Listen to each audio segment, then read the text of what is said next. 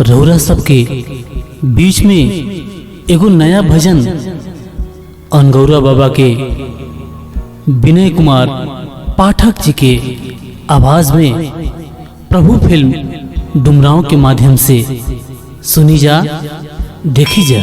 सबका कियन थान जवन कुछ अपारी दिहा, ए बाबा खाली हमार बोलिए संवर दिहा। बोला श्री अनगौरा बाबा की जय जय।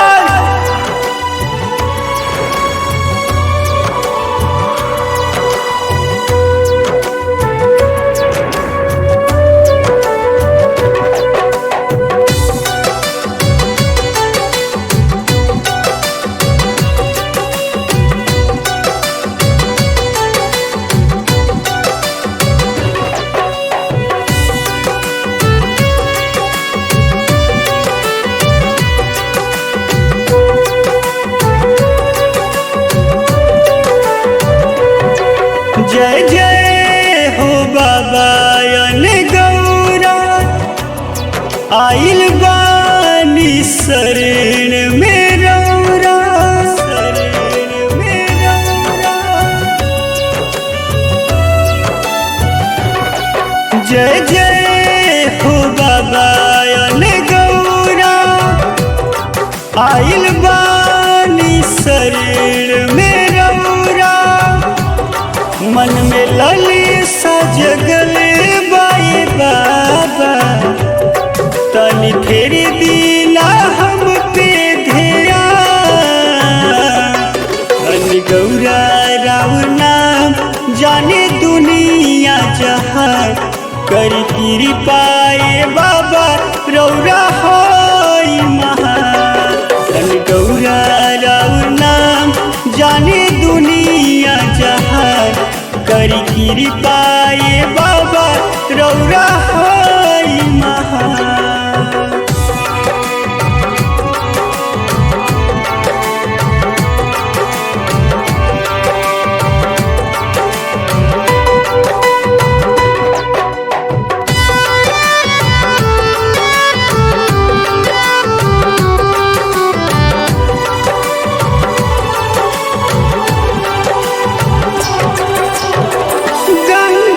पानी जैसे मन बा पवित्र, तोहरा सिवाय नइखे केहू हमार मित्र, हमार मित्र। गंगा के पानी जैसे मन बा पवित्र, तोहरा सिवाय बाबा नइखे केहू मित्र।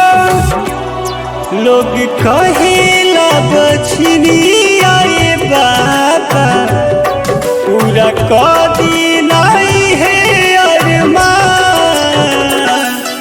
अनगौरा राउर नाम जाने दुनिया जहान, कर कृपाए बाबा रौरा होई महान। अनगौरा राउर नाम जाने दुनिया जहान, कर कृपाए बाबा रौरा होई महान।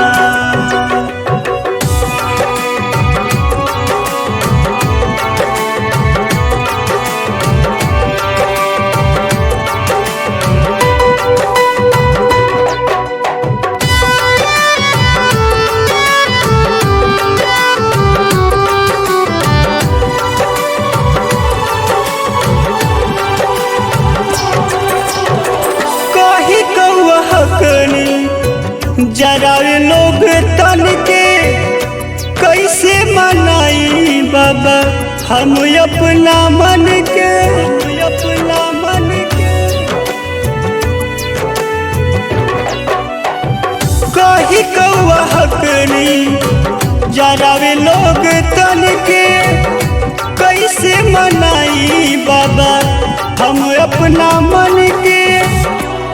रोज गावेला भजनिया विनय, तनिक दीना सबके कल्याण। गौरा राउर नाम जाने दुनिया जहान, कर कृपाए बाबा रौरा होई महान। गौरा राउर नाम जाने दुनिया जहान, कर कृपाए बाबा रौरा होई महान। Music by Prabhu films Dumraon.